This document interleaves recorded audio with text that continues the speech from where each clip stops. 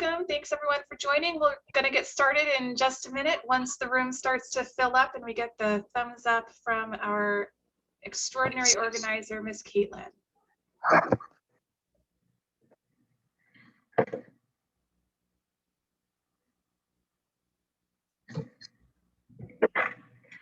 All right. I think we're good to go ahead and, Margaret, I can see you okay on the, it is a little bit choppy. 1 second, everyone. We're having a little bit last minute technical difficulties.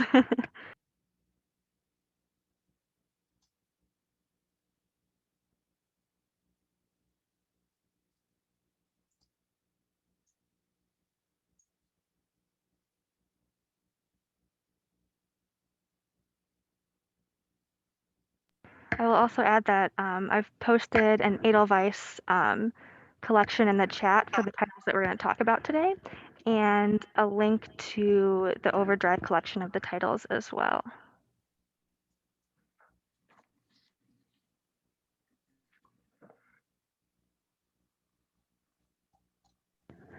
All right, looks like you're doing okay, Margaret. All right, I think we're good to go. Thanks for your patience, everyone.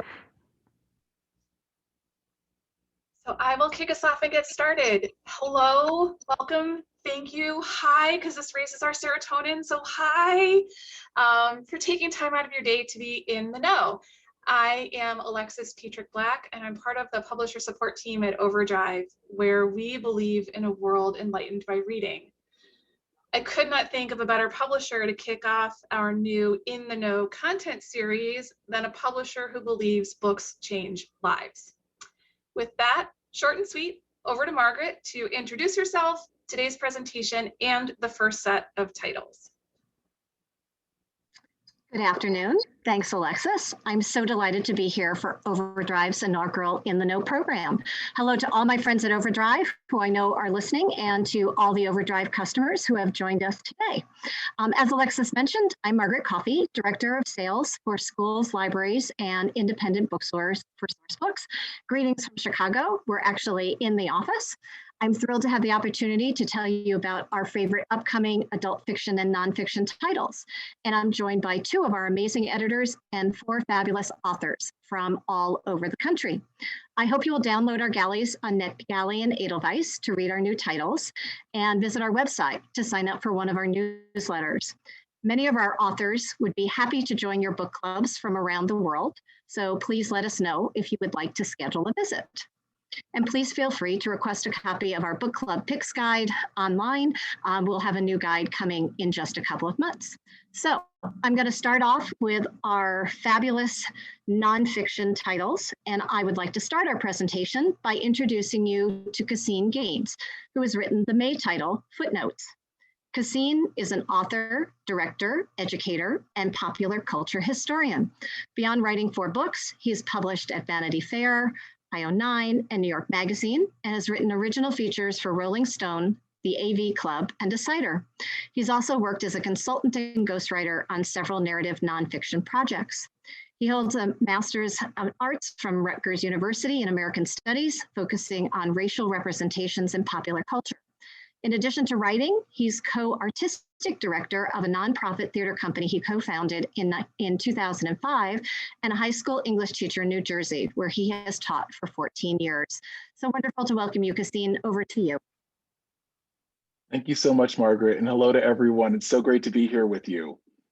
So again, my name is Caseen Gaines, and I'm the author of Footnotes, the Black artist who rewrote the rules of the Great White Way, which will be published on May 25th by Sourcebooks, of course. Footnotes is the phenomenal story of jazz musicians Noble Sissle and Eubie Blake, and comedians Flournoy Miller and Aubrey Lyles, each only a generation removed from slavery, who formed a tenuous alliance that led to the first successful Broadway show with an all-Black cast and creative team. That show was 1921's Shuffle Along. And while you may not have heard of it before, you've likely heard of performers like Josephine Baker, Paul Robeson, and Nat King Cole, who each had this show as one of their earliest credits. Footnotes is largely set among the speakeasies, boarding houses, and emerging Black enclaves in Prohibition-era New York City, and begins with Cecil and Blake and Miller and Lyles begging, borrowing, and finessing their way through vaudeville, with their sights squarely set on Manhattan, a city that was still reeling with the economic effects of a world war and the aftermath of a global pandemic. Shuffle Along opened with its creators $21,000 shy of being flat broke, but by bringing the authentic sounds and dances of Harlem to the Broadway stage, they managed to both attract white audiences in search of something new and Black audiences who wanted to see themselves reflected in something other than minstrel shows. It was revolutionary, playing over 500 performances in Manhattan and touring the United States, including the Jim Crow South, while challenging taboos by daring to show Blacks as more than just caricatures. For the first time, the orchestra section of a Broadway house was integrated, and a revolutionary kind of music, jazz, was heard in legitimate theaters. In fact, one of the songs from the show, I'm Just Wild About Harry, was later used for Harry Truman's successful presidential re-election campaign. The show's unprecedented success forever changed the look and sound of the entertainment industry. To put it simply, Shuffle Along was Hamilton almost a full century earlier, and many people, including Langston Hughes, credit Cecil, Blake, Miller, and Lyles with single-handedly starting the Harlem Renaissance. It was important to me that Footnotes rely on primary sources as much as possible, and I spent countless hours paging through old newspapers and feverishly transcribing from old audio recordings in libraries and archives in Harlem and Baltimore. I also had the pleasure of having the son of one of the main characters, Noble Cecil, as a valuable resource, but I can honestly say this book would not have been done without the archivists and librarians who assisted me along the way, and the one or two who let me stay a few minutes after the doors were locked. Footnotes is about a moment in time, but its relevancy to our current moment is apparent on every page. While I had been researching the story for years, most of my writing was done while the world was on standstill due to the COVID-19 pandemic. The nation watched in horror as George Floyd took his last breaths, and people around the world took to the streets to ensure that Breonna Taylor's story was not only remembered, but that her name was said. And while the movement wasn't new, Black Lives Matter was an affirmation shared by people of all races and ethnicities around the world, and industries, including the professional theater community, reflected on the importance of racial inclusivity. And while we were collectively grappling with these dual pandemics, I was at my laptop, realizing that many of the same issues and conversations were taking place a century ago. The show was produced in the aftermath of what was known as the Red Summer, the greatest period of racialized violence in this country since the Civil War. Lynchings were regularly written about in newsprint, and in fact, the Tulsa Massacre was a week after Shuffle Along's debut on Broadway. And yet in that landscape, these artists succeeded in a country designed to trap them in failure.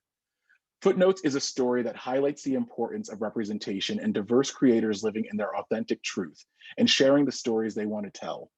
But it's also a stark reminder of the delicate dance Black folks have to do to achieve and hold on to success in a country built on our backs, but not built for us to flourish in.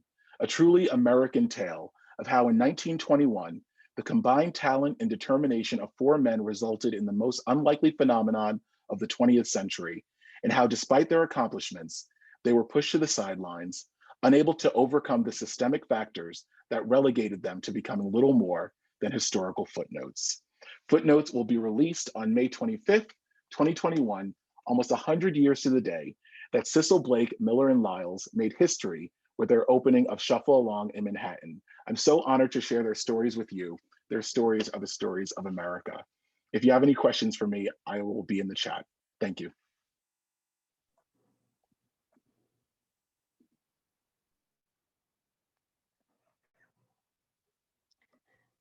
Thank you so much. That was a wonderful representation of an absolutely positively fabulous book. I'm going to tell you about some of our other new nonfiction titles, and I am starting with I Am the Rage. For fans of Amanda Gorman's The Hill We Climb and Morgan Parker's There Are More Beautiful Things Than Beyonce comes a diverse poetry collection like no other.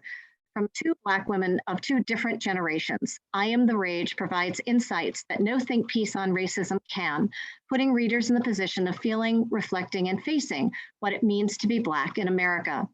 Dr. Martina McGowan, a retired doctor and grandmother, uses powerful free verse poetry to express the range of emotions and thoughts she had following the deaths of Breonna Taylor and George Floyd and the subsequent Black Lives Matter protests, giving readers a glimpse into an experience that may or may not mirror their own. Contributing her art, Diana Ajada's work has been featured in Vanity Fair, The New Yorker, The New York Times, and The Economist. The poetry is so intense, the book is so strong. I'm very honored. Every word was turning and touching my soul. Very emotional, said Diana in reaction to her poems being a part of this groundbreaking and educational collection. Next title, Bringing Up Race, is an important book for all families, whatever their race or ethnicity. It's for everyone who wants to instill a sense of open-minded inclusivity in their kids and those who want to discuss difference instead of shying away from tough questions.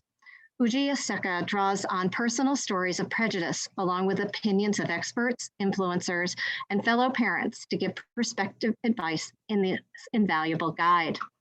Bringing Up Race explores when children start noticing ethnic differences, hint, much earlier than you think, what to do if your child says something racist, try not to freak out, how to have open, honest, age-appropriate conversations about race, how children and parents can handle racial bullying, and how to recognize and challenge everyday racism.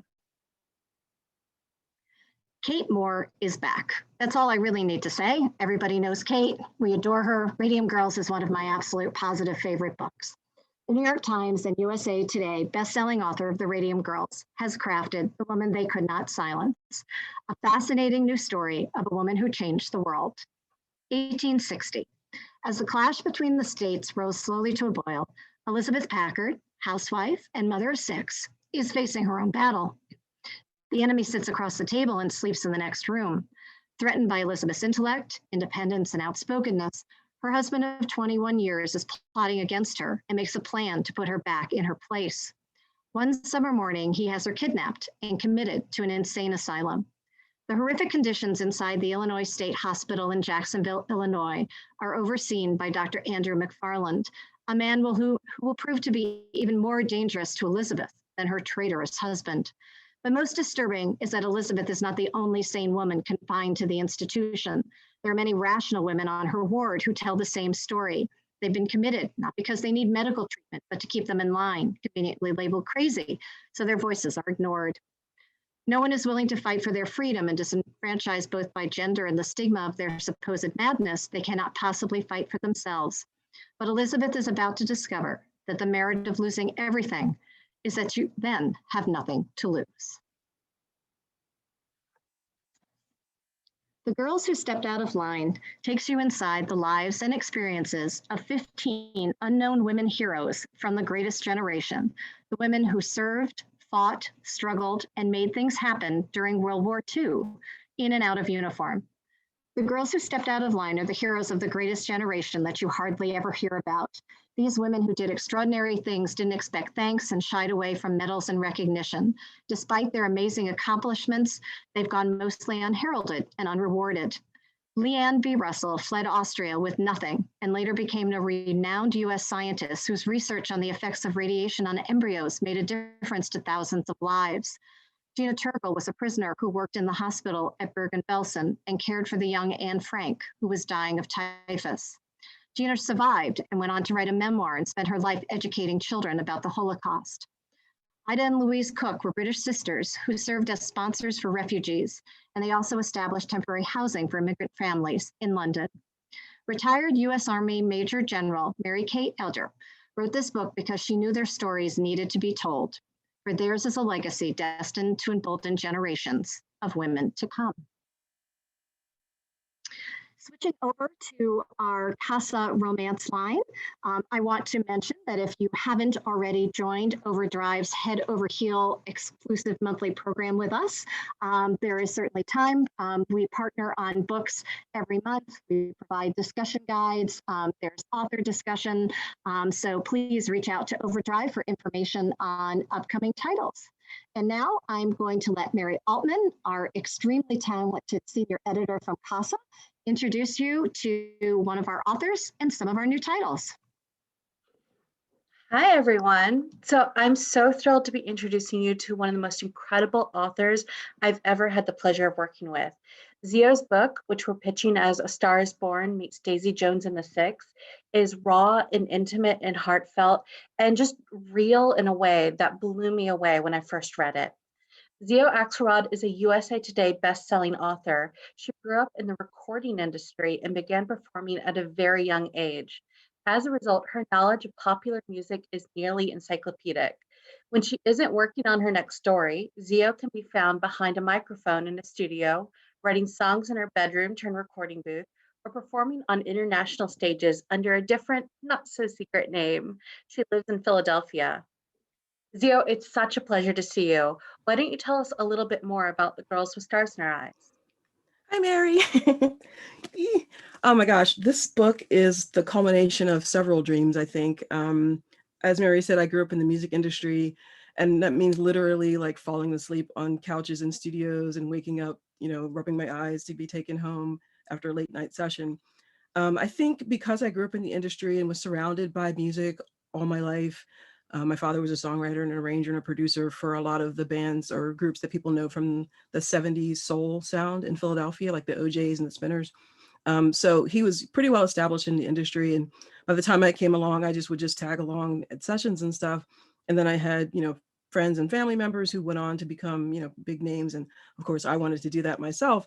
And so I tried to do the whole singer-songwriter thing, and to some degree of success. But the obstacles that I faced as a woman, as a Black woman, trying to do the music that I wanted to do were pretty daunting and held me back, I think. And so this book, Tony, my protagonist, she deals with all of the same things that I did. Tony comes from a musical background. Her mother is a talented musician. And so she looks up to her and sort of idolizes her. But her mom puts her ambitions ahead of Tony, of being a mother to Tony. And so Tony sort of left to her own devices at a very young age. And I want to tell you a little bit about the book, and I actually wrote it down so I wouldn't forget. Singer and guitarist Antonia Bennett, yes, she's heard all the jokes before, has been making a name for herself in Philadelphia's indie music scene, with her eye toward owning her own recording studio someday. When a once-in-a-lifetime opportunity to make that dream come true drops into her lap, Tony is more than ready to jump at the chance. There's only one problem: where to get the money. The Lilies are the hottest new band on the national scene, and as luck would have it, in need of a new guitarist. Tony's friends convince her to try out. She has zero interest in becoming a rock star, but she can't turn down the money, so she goes for it. Little does she know that the person with the power to make or break this huge moment in her life is the same boy who'd broken her heart and left her in their dead-end town with no way out. Sebastian Quick never forgot his first true friend, nor the pain he caused when he ran away in the middle of the night and left her behind. The last thing he expects is for Tony to audition for the Lilies. Never mind blow them all away with her incredible skill. Seeing her again unearths long-buried feelings in Seb, including guilt, shame, and another deeper emotion he's never allowed himself to admit aloud: love. With a diverse cast and a killer soundtrack, The Girl with Stars in Her Eyes is a book for anyone who has ever had a dream deferred. It's a modern-day rock star fairy tale about second chances, found family, and the power of music to change lives. And it's really, there's a lot of me in this book, so I hope you guys love it. And it was actually, I have to tell you, a librarian from Philadelphia who really convinced me to put music in my stories for a change. So thank you, Dina. Thank you so much, Xio. So moving to our next incredible title, I am so pleased to talk about Sandra Kitt. Sandra Kitt is just a legend in the romance community.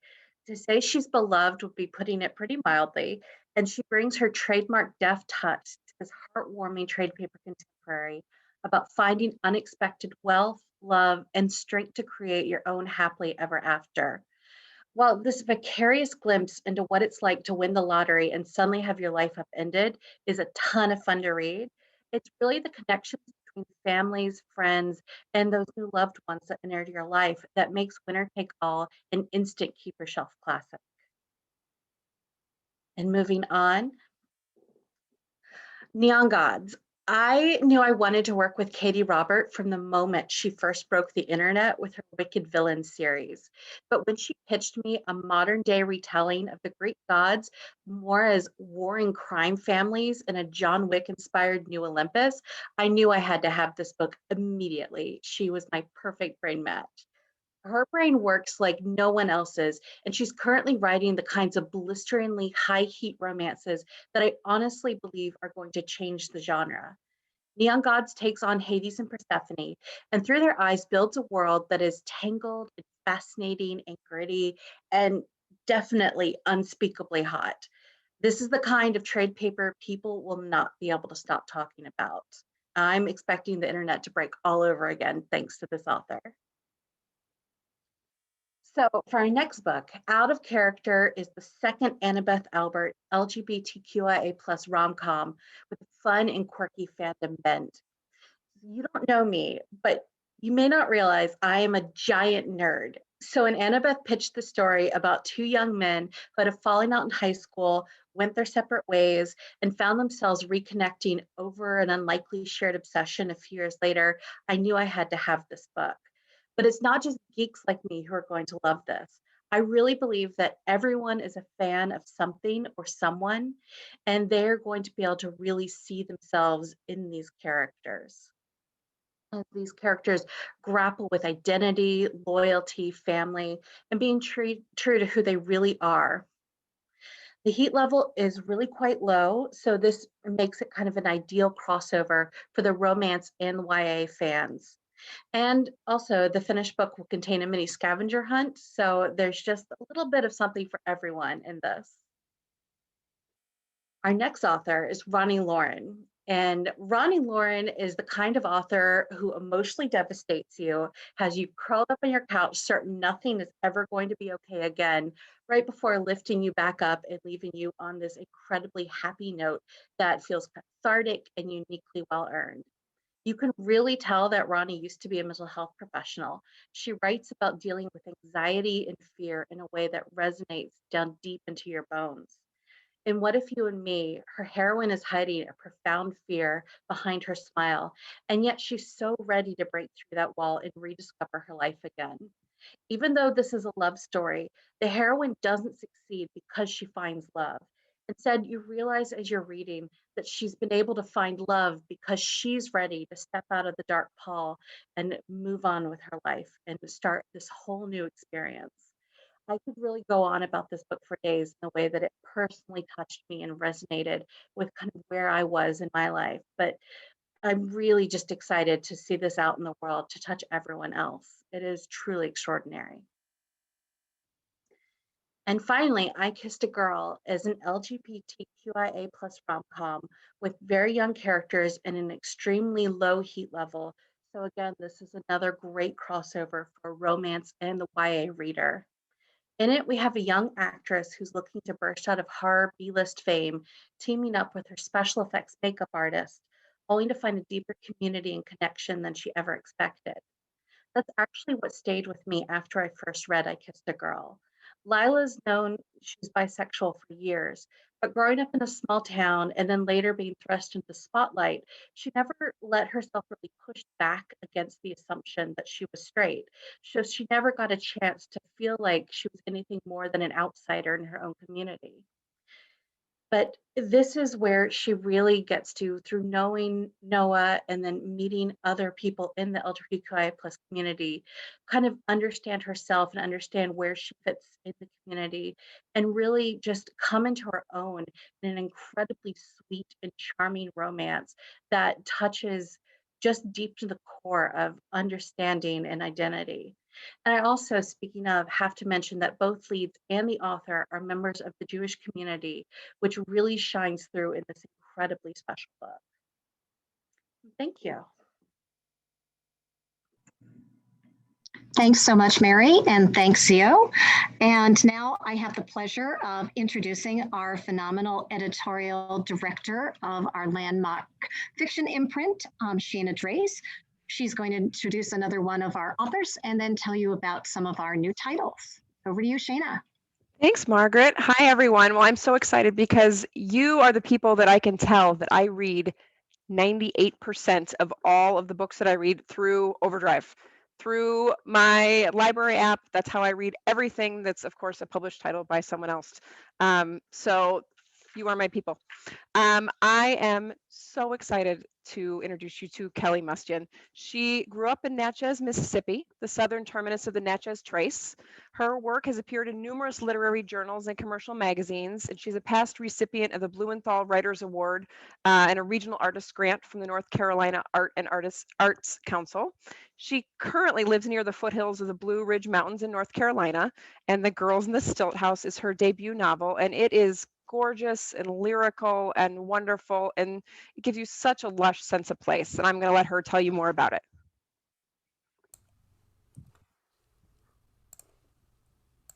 I think I'm all unmuted now and on screen.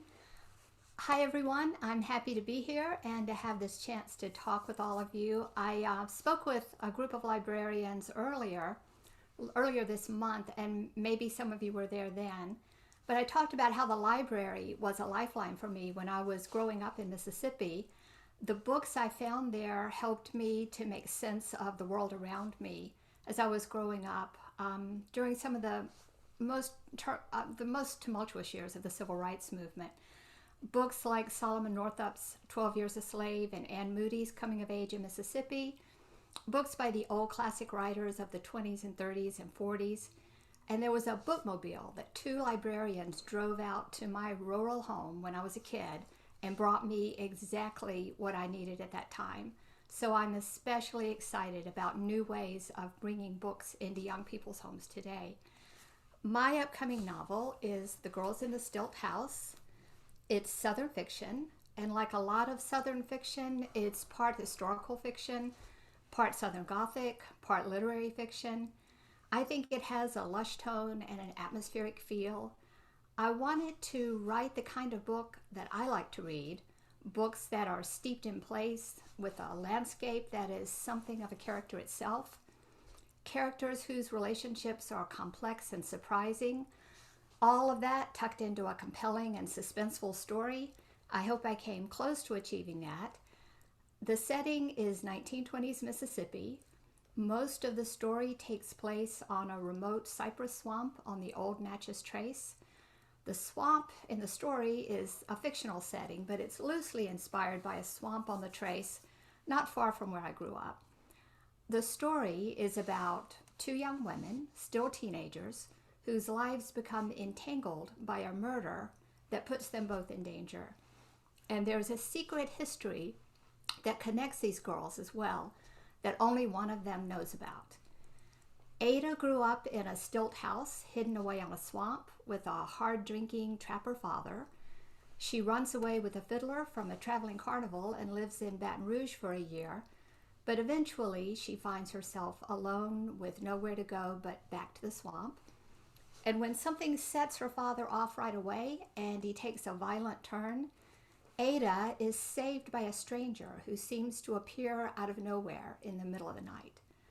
The stranger is Matilda. She's the daughter of sharecroppers from the other side of the Trace and from across the racial divide. The two girls hide Ada's father's body in an old broken brick tomb in the woods, and they set up housekeeping together. They form a tenuous and complex partnership, something like a friendship, but a sort of wary partnership. After a while, Ada begins to have questions about why Matilda happened to be in the woods behind the Stilt house the night her father died, and Matilda is not offering any answers. There are mysteries and questionable motives, a couple of nasty villains, and some quiet heroes. There's a tense and dangerous ride in a 1920s Ford, which is the closest I've ever come to writing a chase scene. It's a story about loss and hardship and danger in the racially oppressive Prohibition-era South, but it's ultimately about hope and about finding one's way. I grew up in Natchez, Mississippi, the starting point of the historic Natchez Trace, and though I left the state at 19 and I've lived all around the country since then, much about the Mississippi that I knew haunts me and my writing still. I came to this story with an understanding of the landscape, both physical and cultural, that was home to these two teenagers. One of the things I wanted to do in writing this book was to convey the contrast between beauty and brutality in our world and often in ourselves. And I hope readers will come away from this story with an extra measure of hope and a stronger belief that we can make a better world. Thank you for listening. I hope you enjoyed the book, and I will be sticking around and hope to answer any questions that you have.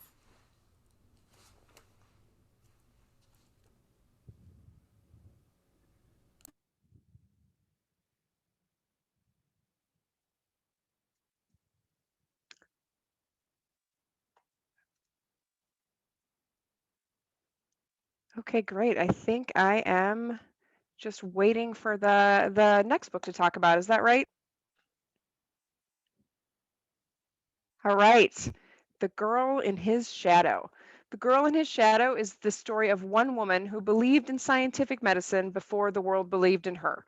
Raised by the eccentric surgeon Dr. Horace Croft after losing her parents to a deadly pandemic, the orphan Nora Beatty knows little about conventional life. While the other young ladies are raised to busy themselves with needlework and watercolors, Nora was trained to perfect her suturing and other, anatomical illustrations of dissections. Women face dire consequences if caught practicing medicine, but in Croft's private clinic, Nora is his most trusted and secret assistant. That is, until the new surgical resident, Dr. Daniel Gibson, arrives. Dr. Gibson had no idea that Horace's bright and young ward is a surgeon more qualified and ingenuitive than even himself. In order to protect Dr. Croft and his practice from scandal and collapse, Nora must learn to play a new and uncomfortable role, that of a proper young lady. But pretense has its limits. Nora cannot turn away and ignore the suffering of her patients, even if it means giving Gibson the power to ruin everything she's worked for. And when she makes a discovery that could change the field forever, she faces an impossible choice. This is a wonderful story about being the only woman in the room, a relevant issue today, set in 19th century London. The main character is based on female medical professionals throughout history. The book includes a lot of back matter that covers that topic. It's a timely, as we know, celebration of female healthcare workers. It's an emotional, compelling writing, perfect for fans of female-driven historical fiction. And hopefully post-pandemic, readers will find discussions of medical history fascinating, and all the medical details in here are accurate. And you can see we've got some great blurbs here. All right, Hostage, switching gears to thriller. This is a claustrophobic, female-driven thriller that unfolds over 20 hours aboard a nonstop flight from London to Sydney that is marked for catastrophe even before its wheels leave the runway. A flight attendant is silently taken hostage by an anonymous note about a plot to hijack the plane, and she's warned that if she interferes with this plot, her family will die. So the room is not only locked, it's pressurized. This is a best-selling author, New York Times and Sunday Times bestseller Claire McIntosh, who lives in the UK. She sold over 20 million books worldwide with more than 50 weeks spent on the Sunday Times bestseller list, and her novels have been translated in more than 40 languages.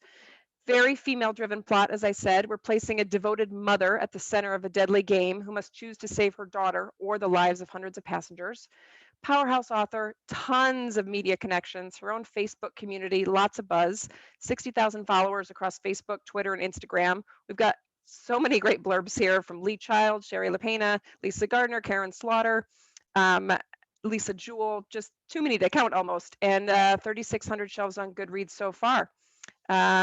Really, we're doing a Goodreads email blast to Lisa Jewell fans. We're doing this very fun in-flight press kit for VIPs with a major marketing and publicity campaign here. So that is Hostage. All right, back to historical with the war nurse. Superintendent of Nurses Julia Stimson must recruit 64 nurses to relieve the battle-worn British months before American troops are ready to be deployed. She knows that the young nurses serving near the front lines will face a challenging situation, but nothing could have prepared her for the chaos that awaits when they arrive at British Base Hospital 12. The primitive conditions, a convoluted, ineffective system, and horrific battle wounds are enough to discourage the most hardened nurses, and Julia can do nothing but lead by example, even as the military doctors undermine her authority and make her question her very place in the hospital tent. When trainloads of soldiers are stricken by a mysterious respiratory illness, arrive one after the other, overwhelming the hospital's limited resources and threatening the health of her staff, Julia faces an unthinkable choice: to step outside the bounds of her profession and risk the career she has fought so hard for, and watch the people she cares for die in her arms. Based on a true story, The War Nurse is a sweeping historical by international best-selling author Tracy Anderson Wood that takes readers on an unforgettable journey through World War I France. This is the second book from Tracy. She's got really, really excellent and heavily researched historical writing based on the true story of Julia Catherine Stimson, a forgotten World War I hero serving on the front lines in the midst of a deadly pandemic. And it's perfect for fans of historical fiction inspired by real people and events.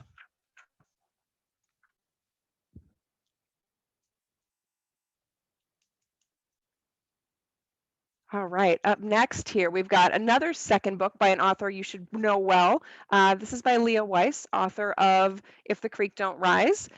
This is a Southern story of friendship and mystery, seasoned with honey and seen through the eyes of two teenage girls, set in a small North Carolina town as the reality of World War II hits hard. Leah Weiss honed her craft with If the Creek Don't Rise, which was an Indie Next pick, Library Read selection, thank you, an Okra pick, and received 2-starred reviews. And she has found her audience. That novel sold 60,000 copies, and in her second outing, she shines even more. She's turning her eye toward the tobacco land of North Carolina and a precocious Lucy Brown, who buries her head in Nancy Drew books as the home front around her deals with men at war, rations, and enemy on their own soil. When a girl her age named Bert blows into town, the two figure they can solve any curious crime that they see.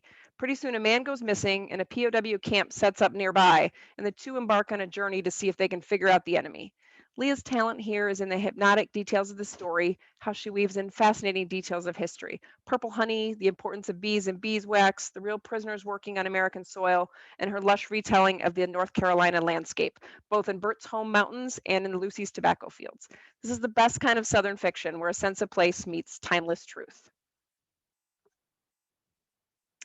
All right, switching back gears to thriller here. This is In My Dreams I Hold a Knife, a debut by Ashley Winstead. 6 friends, 1 college reunion, and 1 unsolved murder.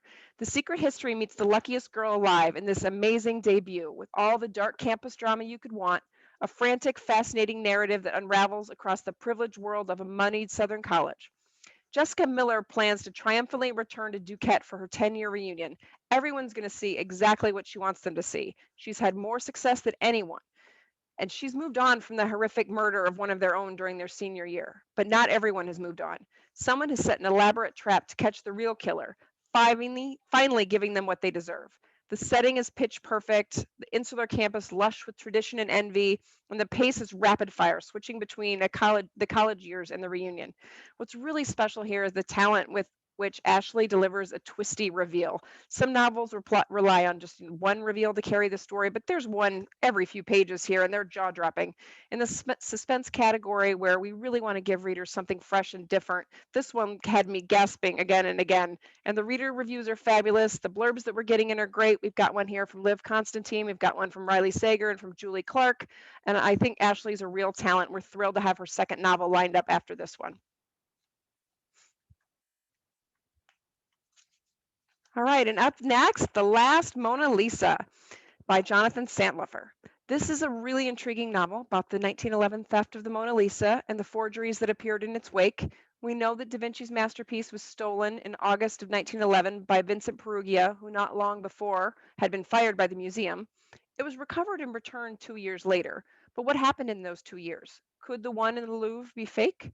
The Last Mona Lisa plays with the ways we can't seem to get that painting out of our heads, weaving a thrilling tale over what's real, what's fake, and something that seems very relevant these days. One of the things I really loved about this novel was how many entry points there are. There's something for the thriller reader, there's something for the lover of Da Vinci, there's something for the fan of historical novels, the curious intellectual who's a fan of tales of art theft or forgery or what it means to be authentic. And Jonathan, I really think this is the novel he was born to write. This is what a lot of the blurbers have said. He's an author and an artist, and he's been making replications, as he calls them, of famous paintings for almost 20 years now. He's written a few novels before, but he's taken a long time off, and I think the time that he has put into this novel really shines. He's well known in the community. He has a lot of friends who have blurbed this book. We've got Lee Child, Michael Connolly, Lisa Unger, Sarah Paretsky, Megan Abbott, and Peter James with blurbs. So I think a lot of people will really enjoy the drama and suspense here. And I think that's it for me. Thanks, Margaret. Thank you, Shayna. I appreciate it. And thank you, Kelly. All right, moving on to our last section of titles, I'm going to tell you about some Poison Pen mysteries, and I get to introduce a rock star. Caroline B Cooney is the best-selling author of teen suspense, mystery, and romance novels that have sold over 15 million copies worldwide, including The Face on the Milk Carton. We welcome Caroline to the Sourcebook list was last year's Before She Was Helen. Caroline's here to tell you about The Grandmother Plot, her new book coming in July. Over to you, Caroline. Oh, super. Thank you for introducing me as a rock star. I haven't had that one happen before. And I'm actually going to start with last year's book, Before She Was Helen, because this was just nominated for an Edgar Award.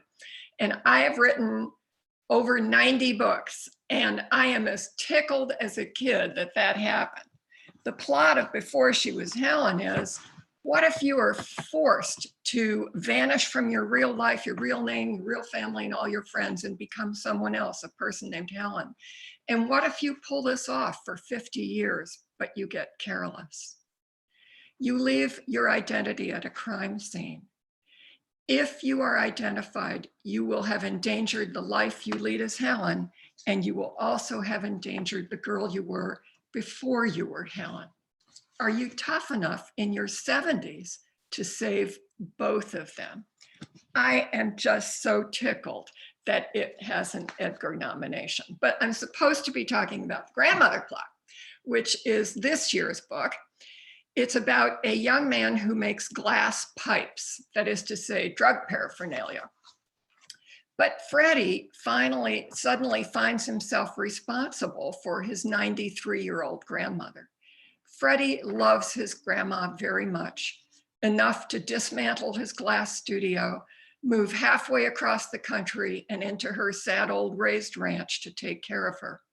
But grandma has slid deep into dementia, and it becomes clear that she has to go live in a memory care institution where they are not taking care of memories. They are taking care of people who have lost their memories and will never find them again. Now, if there's a bad choice out there, Freddie is all over it. Freddie doesn't have good judgment when all he's smoking is a cigarette. He makes a series of mistakes, and he hardly notices because mistakes are pretty much a way of life with Freddie. The one way in which he always does the right thing is to visit his grandmother all the time. Even if she thinks he's Arthur, her son who died in Vietnam, she's always so glad to see him. And then the dementia patient in the next room to grandma, incredibly, is murdered. What possible threat could there be to anybody from a dementia patient? And then Freddie realizes that he himself may be the source of this threat, which means he has jeopardized this person he loves so much, this person who really isn't grandma anymore. She's the fading placeholder of his grandma. She is completely dependent on the least reliable person out there, Freddie himself, who has the sketchiest friends and also enemies. The Grandmother Plot includes a very difficult dog, and you can see him busily chewing on the T of plot instead of on Freddie. Well, I loved writing this book, but I love reading, period, and I especially love reading. So now I'm going to tell you about a third book. Probably 65 years ago, I went to the library, the Greenwich Library in Greenwich, Connecticut. And the librarian, who was Mrs. Carden, picked out a book for me to read. It was the fattest, thickest book I'd ever carried in my life. And I took The Lost Queen of Egypt home and I managed to read it. And then I read it a second time. And then it was time to return the book to the library. But I could not bear to hand that precious book over, and Mrs. Carden had to listen to me tell her every single thing that happened in the whole book. And then she smiled at me, she stamped the book discard, and she gave it to me. So the lesson that I learned when I was about 8 years old is that your local librarian can always find exactly the right book for exactly the right person at exactly the right time. And for all you librarians out there who have been Mrs. Carden over and over again, I thank you. Thank you so much, Caroline. That was absolutely lovely. All right, I'm going to tell you about just a few more of our titles.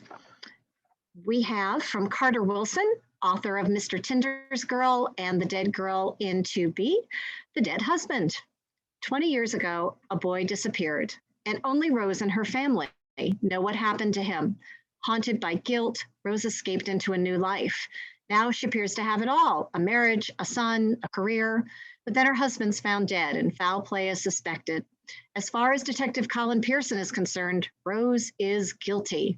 Her marriage wasn't as happy as she led everyone to believe, and worse, she's connected to a 20-year-old cold case. She can play the part of the victim, but he won't let her or her family escape justice this time around.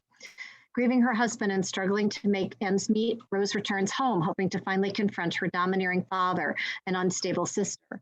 But memories of a horrific crime echo through the house, and Rose soon learns that she can't trust anyone, especially not the people closest to her. Death in Daylesford, the long-awaited, highly anticipated new Prynie Fisher mystery is finally here, with a successful TV series and a feature film debut filling the gap since book number 20, published in 2014. Death in Daylesford is poised to please fans old and new.